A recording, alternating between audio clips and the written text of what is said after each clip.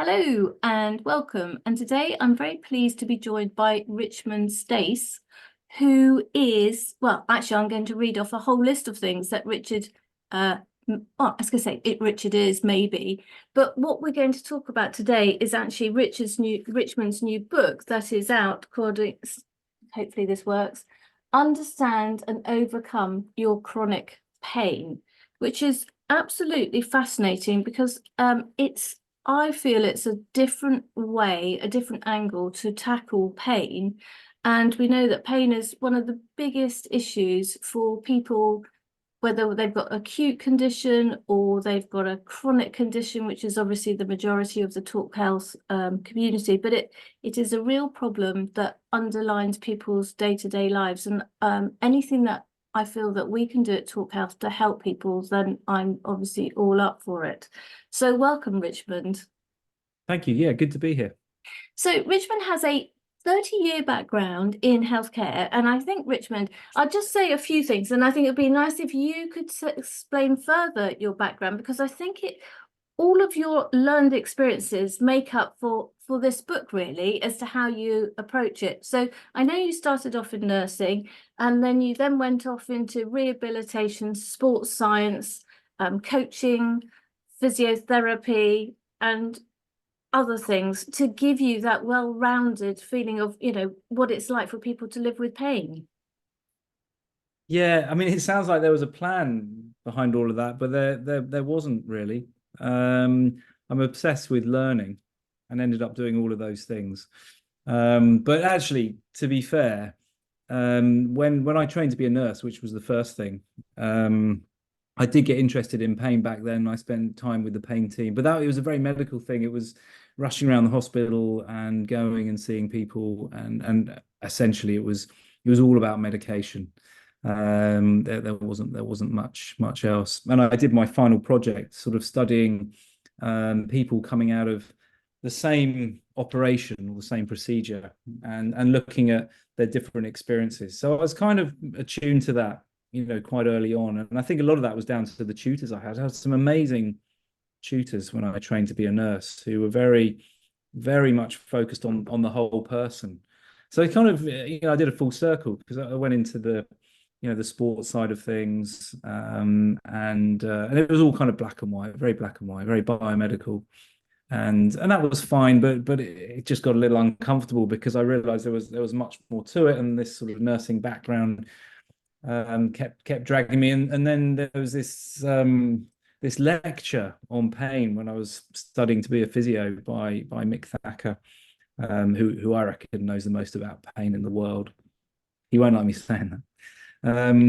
But and then he was giving this lecture, and that was at King's, and I was like, oh wow, okay, this makes sense. And he was really bringing the science of pain then. I mean, it's quite a long time ago now. The science of pain then to experience, to explain things. And I was like, oh yeah, back to the person. Because it's the person that feels pain, not the body part or the system or the brain. We've got all that, haven't we? You feel pain in the brain. No, you feel pain where you feel it in your body. And Mick became he's a friend and has been a mentor, ever since. And I did the pain science masters with him at King's as well, which really sort of sealed it off.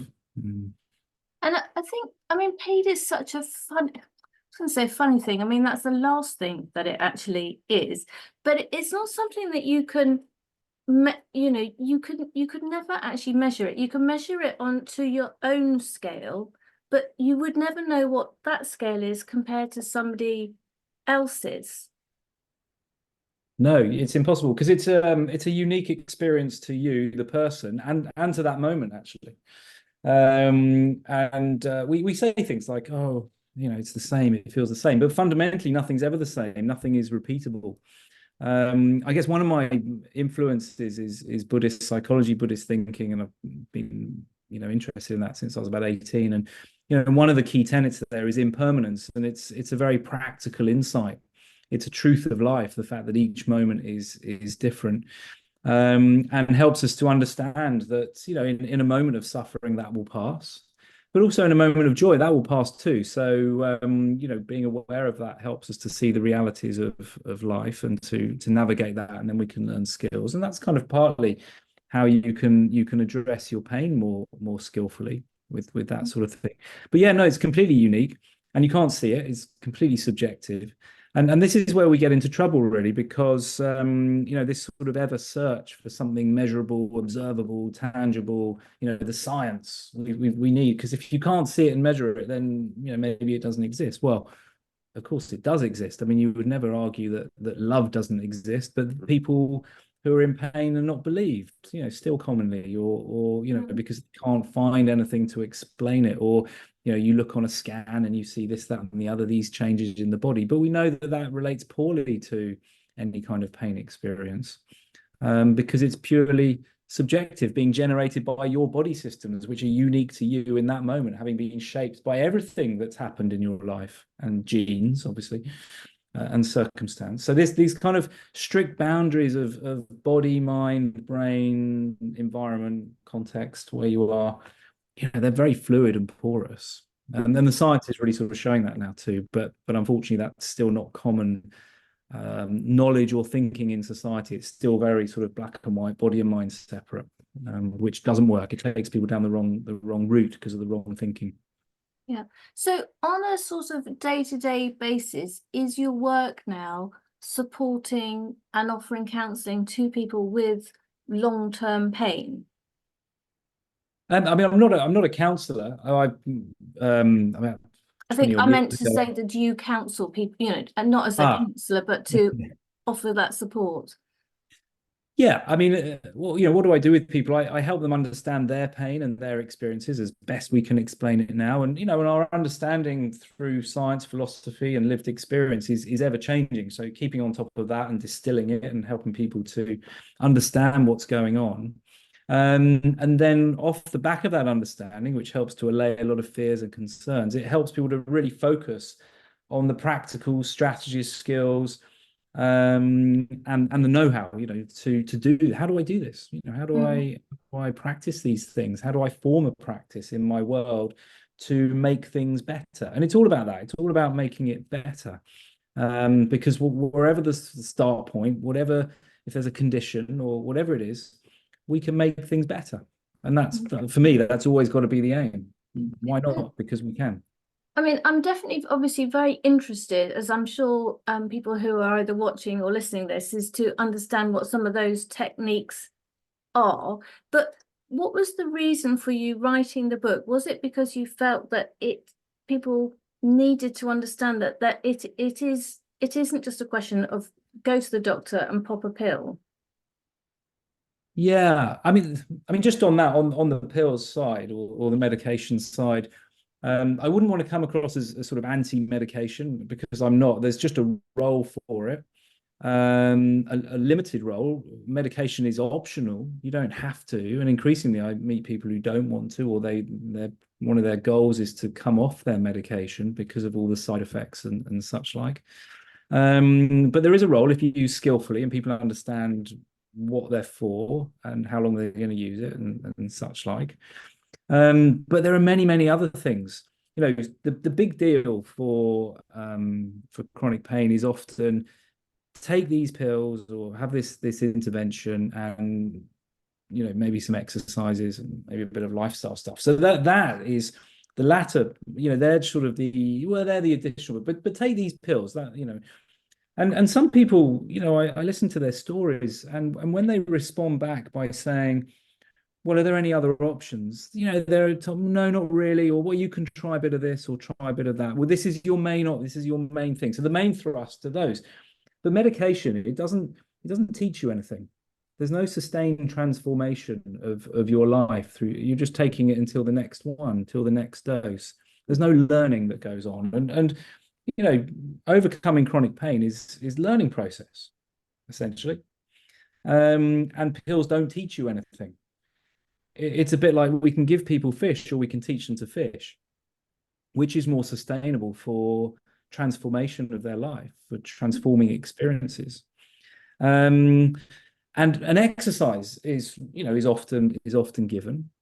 And it's important, exercise and movement, but the way that's done is really important. There's so much nuance with exercise and rehabilitation. It must be really individualized because everyone has their own needs and their needs are ever changing in this sort of complex dynamic. So it needs to be really tailored, and they need to know how to do it because you're not with them all the time. So they need to know how to decide what to do, how much to do, how to set it up, how to recover afterwards. So these are all the skills that they need. It's not just a case of, here, do this exercise 10 by 3, which is what a lot of people get. And then they wonder why things aren't improving.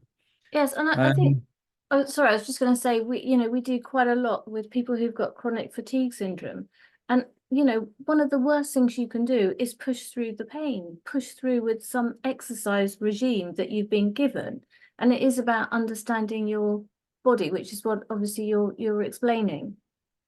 Yeah, so some of the skills are very much about, learning about that and reconnecting with the body, which is really important. We live in our heads, we've got that phrase, and disconnecting, or people dissociate from the body because it doesn't feel great or feels bad. So why would you want to pay attention to it? Well, you need to in order to make the transformation, but there's ways of doing it. And you're right, with chronic fatigue, this sort of stepwise approach to rehabilitation, that doesn't work at all. Same with pain. You need the nuance. You need to be able to sort of, well, how am I? I call it checking in. How am I? What are my needs right now? I was going to do some exercise. Do you know what?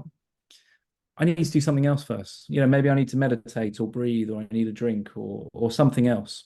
Maybe this isn't the right time. Maybe I'll look at it later. Following this strict protocol doesn't work because it's not meeting the individual idiosyncratic needs of that person. We've got to meet people where they are, not come through our lens as clinicians and tell them what to do or what they should be doing. It just doesn't work. It doesn't work. So when I say it doesn't work, the problem is that sometimes things do work a bit enough to keep that sort of thing going. But the point I wanted to make about exercise was that it doesn't take long to do them. So people are given these things to do, and ideally you punctuate your day with it rather than do them all at once. A bit like drinking water, you wouldn't drink 2 liters here and then nothing. You do your, and you divvy it up across the day, because by doing that, it keeps you on the path, because we stray off the path, you do your exercises, you come back on, you're training your systems and such like. But it doesn't take very long. So, with most people, maybe 10, 20, 30 minutes, I mean, sometimes more in a day. And then you think, well, how many hours is that a week? Well, maybe 2, 3, 4 hours a week that someone's doing it at best, give or take. Okay, well, how many hours are you awake a week? Well over 100. So how are you looking after yourself in that other 95, 115 hours a week? So the big deal is actually how you live your life. And this is a really important message from the book, is that, the traditional way is to wait until you feel better to start living. So when these pills and things have worked, or when you've done this, or had this treatment done to you, then you'll feel better, then you can start living. Or when it's all based on future and ideals, which don't actually exist. And if you compare to an ideal, it always feels bad anyway, because you're never there, you're here. So, you have to think about this huge imbalance. How am I going to use that time? So in other words, let's use living as a way of getting better rather than waiting, because now this is the only moment. So let's do it now. And then there's ways of doing that. So it's not saying, okay, right, great, well, I'll just do whatever I want. No. You do it in particular ways. So the way that you structure your day, the planning, the prioritizing, the periodizing, the recovery time, all the things you're bringing in, the things you need to do, want to do, things that bring joy and pleasure. You start structuring your day, giving your life meaning again by reconnecting with what matters in particular ways. Sorry, it's my phone just going off. When somebody comes to you, do you sort of say, right, okay, tell me what's tell me what your condition is, tell me what your pain is, or it sounds like more that you sort of try to have a fuller understanding of how they're living their life? Yeah, you have to understand the person to understand their pain. Absolutely. So, I often call it initial conversation, and I'm there to listen and to understand them and their experiences and understand their beliefs, get a sense of their strengths and their capabilities, what they can do and how we can build from that, and to shine the light on those things, you know, in time. So having these conversations is really, really important, because, oh, surely you do more than, you can't just talk your way out of pain. Well, actually you can, and you do. I'm not saying that's the only thing, you know, people need to do stuff, but that doing is living, because it's now, this is your life now. So how can I do it in the best possible way? It's amazing how many people, you know, because of the suffering and because they think they can't or shouldn't, you know, start really disconnecting with things that matter, and people and places. So you have to look at the strategies that can enable them, but they're telling you what their needs are. They're telling you what they want to achieve, and that's what leads the way. So there's guiding and following. We work with each other. It's a collaboration. It has to be, because telling people what to do always brings up some form of resistance. You know, even if they, you know, this sort of model of being told what to do in healthcare, you know, so few people adhere in that way. But if they come up with their own reasons to make the changes they need to, much more successful. And the data completely supports that. If you look at all the motivation interviewing work that's been done. I mean, one of the biggest things that we started talking about a bit earlier before we started recording was about acceptance of where you are now, and then an understanding of where you might move to, and what is a positive move forward. Yeah, well, the person will decide what that looks like. I can't tell them what that looks like, and I wouldn't want to, because this is their life. And they will make the move when they decide to. We're all autonomous, so they will decide what to do, and we respect that. We respect the fact that they're autonomous and they are where they are. And, you know, maybe the things that they've been doing haven't been delivering the kinds of results that they want, hence they're coming for help. But we also acknowledge that they've been doing the best that they can with the knowledge and skills that they have so far. And there are reasons why they're doing the things in the way that they are. You know, even it's not for me to judge them and say, well, why would you do that? That doesn't work. That's not my role. My role is to have a conversation with them so they come up with reasons why something else might be better. And then we can look at how we can put that into practice. But you've got to get to that point. I can't, you know, it's not just me telling them, oh, right, well, don't do that, do this. Because it just, for sustained change, it doesn't work well. What works well is that person coming up with those reasons, and then we put the plan into place, and then we explore that, and then they try and do it in their world, and that's supported and encouraged and guided. And I suppose what I'm trying to do is try to be a bit more tangible in that. What would be one of those things that you would suggest to them? So presumably you say, well, I suggest this may be an idea for you to explore. And so it's almost like giving them homework to go off, I suppose. But what would that be? Well, it would depend on what they want to achieve, of course. You know, maybe they want to cook a meal, maybe they want to go out with friends, maybe they want to get back into the car and drive, or go walking in the hills. I mean, it's completely individual. And so we would then look at the ways of working towards that. So they have their pictures of success, but very much recognizing that they're not there, they're here. The mind, the humans, we have this tendency to want to be there, but I'm not there yet. No, you're not. That's the acceptance piece, because all the while you're wanting to be somewhere else rather than where you are. That's a main cause of suffering. So learning about that and understanding that via your own experience, and then how you can focus on being here and thinking about the next step is really, really important. And we design that, you know, together. And you're right, it is homework, because they're living in their world. So the difference needs to be in their world. So we practice together, we talk about things together, we understand each other together. They hopefully understand their situation and their experiences more and more deeply. They have more and more insights into how things are. the closer to reality they can get, the better decisions they're going to make. And then they're doing that in their world where the difference needs to happen. And they'll tell you about that. Yeah, they'll say things feel better. And then you explore that. Well, tell me more about that. What's better for you? Why do you think that is, etc. Because then they're digging into it. There's nothing like vocalizing your own experiences to really know yourself. And is it by, living experiences and doing things that they then realize actually they're not focusing on the pain, they're focusing on the activity or the experience, that they then realize actually the pain isn't dominating them at that present time? Yeah, absolutely. What we focus on governs how we feel.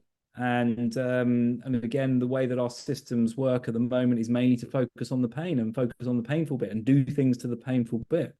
It's like saying, don't think of elephants. Whereas if you focus on what you want, right, I want to walk up that hill. Okay, well, what steps do you need to take? Sitting there and focusing on the pain and the fact that you can't walk up the hill yet is not helping you walk up the hill. I mean, I know it sounds really obvious when you say that, but the way that our human minds work, and particularly when you're suffering, you can easily end up focusing on exactly what you don't want. And even at the start, when offered, well, what's your picture of success? A lot of people will say, well, I don't want this pain.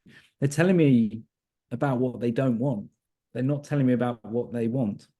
So we have that conversation to really clarify and to understand each other. So there's these shared goals of where that person wants to go, because then we can be really precise about the steps to take to make it most likely that they're going to follow that path. There's no guarantees of outcomes. This is a really unpopular insight, but it's so important to get a grasp on. We have no control over outcomes or results, but we do have control over what we choose to do. Yeah, and also we have a choice of how we feel that we're going to receive that information of where we're going to be, of what we would say was success. So, and I think I fall in very neatly into the trap thinking, well, I'd want you to give me 20 exercises and I'll go and do them every day, and then the pain should be gone. And I'm realizing very quickly that absolutely, yes, that could be part of the overall treatment, or that would be where the conventional medicine is. But you're obviously saying it's not about that per se. It's something so much bigger than that. Yeah, it's about living. Doing exercise is not enough. It's important, and it's more important if it's important to you. If you say to me, look, I really want to do exercise, then that's important to you. That matters. So look at ways of doing it and ways of gaining meaning from exercising at the level that you can exercise at the moment. You might say, well, I can do 10 minutes on the bike. I really want to do half an hour. Okay, well, can you get meaning from doing 10? Yes, you can train yourself to think about it.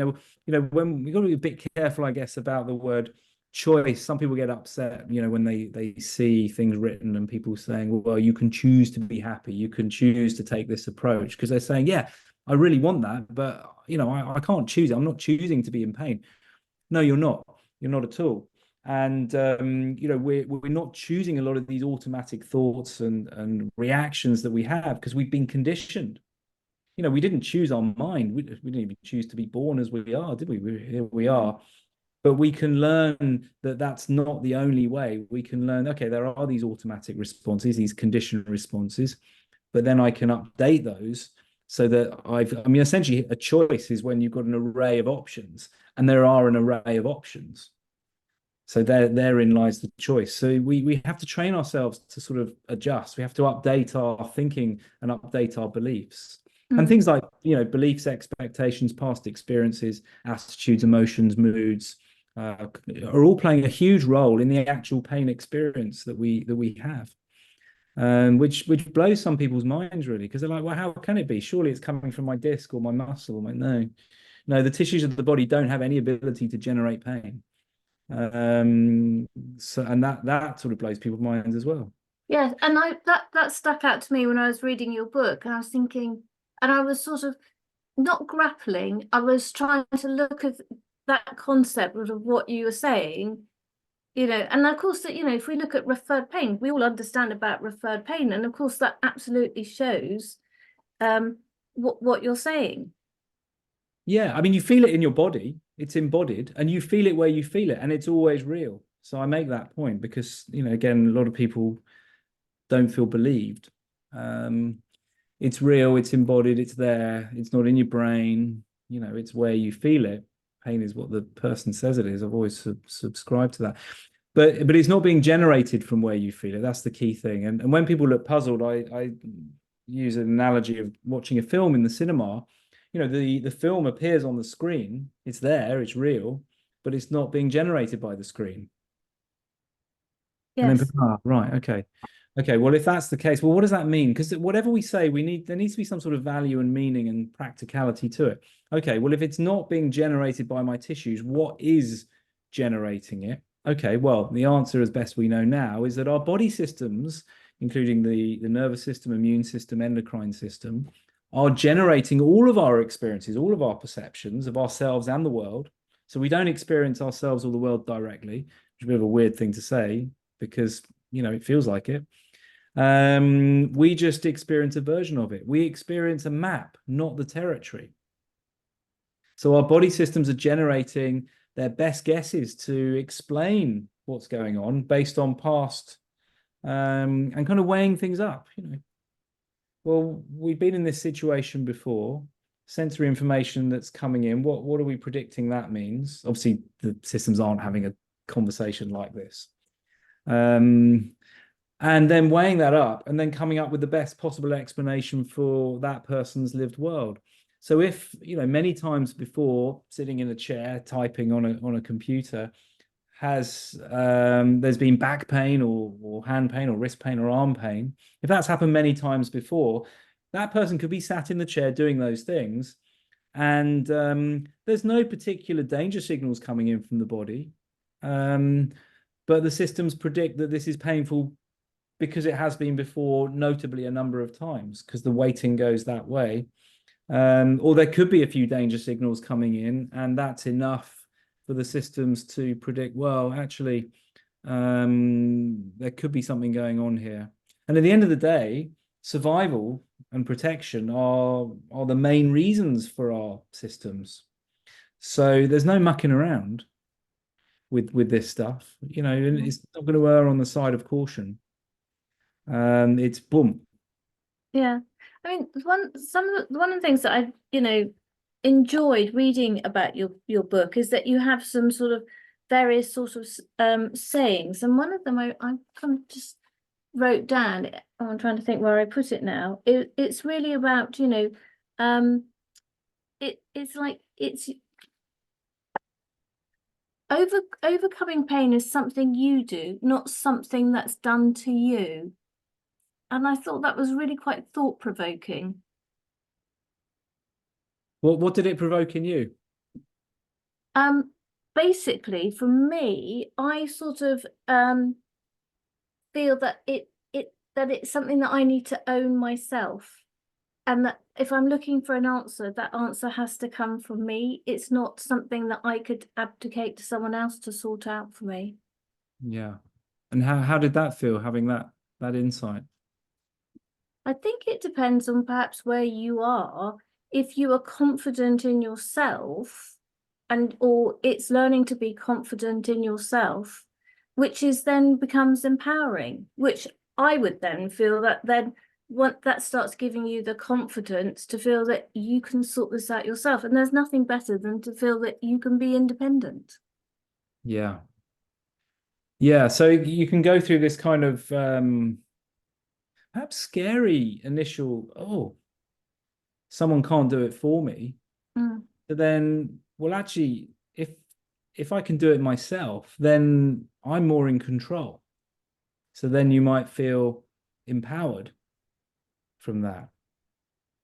And that would be a positive move. And when I say positive, I'm not saying positive as in, hey, everything's great when it isn't. Positive as in clear direction. This is where I want to go, somewhere better, somewhere good. Mm. And I think that then goes back to how we began the conversation when I mentioned to you about popping the pills, is, as you said, we don't learn anything from popping a pill. And I'd never thought about that quite like that. And that's so true. And it is important that we, that we learn all the way through life, learning in the sense that we can improve our own lives and actually hopefully others as well. Yeah, I mean, someone improving their life that is witnessed by someone else makes it seem possible. And this is why, there's a whole bunch of people who have the lived experience of pain, who talk about their experiences, and they talk about the challenges they face and how they've done it and how they've transformed their lives. These stories are amazing. These are amazing people because, they've had to face not only the normal difficulties of life, but with pain on top. I mean, I find it incredible. I do a lot of medical legal work. So people that have had been involved in accidents and things, nasty situations and really difficult life circumstances as a result of these, not only the pain and the healing, or the pain of healing, and the changes in their life and for their families and loved ones and those. I mean, these people, I find them incredible, absolutely incredible, because of the strength that they show in what they're doing day to day. To get up and have a shower for some people is just a remarkable, but they don't necessarily see it. So, we talk a bit about that and we shine the light on that until they start to realize, themselves, what they are doing and where they're going. It's easy to look at, certain things that people are doing in the world and go, wow, that's amazing. But there's a lot of people doing, I don't really want to compare because I don't think it's fair to compare because we're all unique, but there's a lot of people doing amazing things with their suffering. Their start point each day is way back here compared to a lot of others. And Yes, they're hugely inspiring. And I think we can all surprise ourselves by how much resilience that we have within us as well. And it's maybe those people have been given the opportunity or the luck in order to bring that out, whereas others may not have had that so much of that opportunity. Yeah. I mean, these are difficult conversations, aren't they? Because, certainly some people go through really difficult things and then they work and they transform their lives, and then they might talk about it or they might look to inspire others. Sometimes on purpose they go out now and they talk and share, and others just within their families and whatnot. They wouldn't want these things to happen. I mean, occasionally someone says, I really value what happened. I mean, that's a hell of a move, really. And I sometimes think, God, I wonder if I would do that. I mean, you don't know until you're in that situation. Yes. But I often reflect on, people who I meet and I know who lead, in their view, just being themselves, leading these lives. And I'm just like, wow, that's just massively inspirational. It's humbling, isn't it? Yeah, what you're doing. And I like to try and tell them, because I think that's really important that they recognize that it's recognized what they're doing. I'm not talking about just people who are injured or with pain either. I'm talking about other people too. There's so many people doing amazing things that don't get the obvious recognition. Absolutely. So we can do that for each other, and yeah, that sort of taps a little bit into the types of skills and practices that people can adopt themselves, around no matter what their start point. Well, how can I contribute to my loved ones, my family?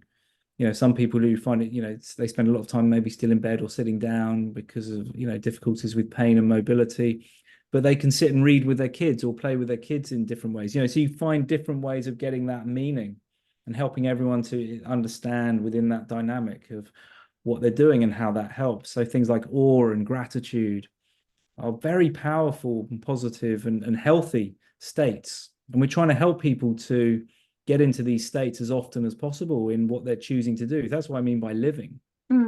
You know, if there's things that you love doing, well, let's look at ways you can do that, even if it's just for a few minutes to start with and then build, because that means you're going to punctuate your day with better states. Let's get more of that going. And then let's teach you a new practice how to change state when you're feeling lousy, how to recognize it as quickly as possible. That's a normal state with that circumstance, but I want to change it now. How do I do that? How do I change gears? They're really important skills. Absolutely. And I think, you know, a lot of that can be found in your book. But for me, what it is, you know, and I would suggest for anybody that is suffering, I don't like that to use that word suffering, but people who are going through pain, whether it's constant or episodes of it, reading your book allows one to rethink your own pain and recognize it is your pain, and how to readdress that situation to hopefully to be a far more positive place, not only with your pain, but actually looking at your life as well. Yeah, I mean that was my hope, is for people to see the opportunities and the possibilities. Definitely. I certainly think you afford that. But there's a lot of stuff in there, you know, and it's taken a long time to, well, it didn't take that long to actually write it, but it's taken my whole, you know, career. I've used all of my sort of experiences to shape it. And interestingly, you know, I've had a few people read it who you know don't have chronic pain, and they've told me that they found it valuable because, you know, a lot of the skills and strategies, they're not specific to pain because they're about living well. Absolutely. And unfortunately, it's a little bit of a, I don't know, maybe it's a little bit of a trite phrase. And I know, again, some people get upset about, you know, well, what does living well mean? So, you know, I really try and define these things as I'm going through, and to clarify things as best I can, so people can understand where I'm coming from on that, and be very clear on what it means, what it doesn't mean, but importantly, how you can make that into something practical. And I want the book to be practical. You know, I want people to use it and highlight it, and it's all bent back and dog-eared and go back, because we need to remember there's very few things, habits that we have that, you know, that we don't have to go back and remember. I mean, mindfulness basically means to remember you're here and now. You know, we need reminders, and if that book is a reminder to go back and practice again and again and again and again, then that's great. That's what it's there for, as a guide on this person's journey, as close, because obviously there's only one of me, so I can sort of be that voice, that guide, that arm around the shoulder as they're making their journey, even if they don't know me from Adam, but hopefully get the voice from the words. Absolutely, and it definitely comes across. So anyway, Richmond, thank you so much for your time, and we will put an article up with your links as well to your website, so people can find you and look you up, maybe hear your voice again when they're reading your book. So thank you very much, Richmond. Thank you. It's been great to chat. Thank you.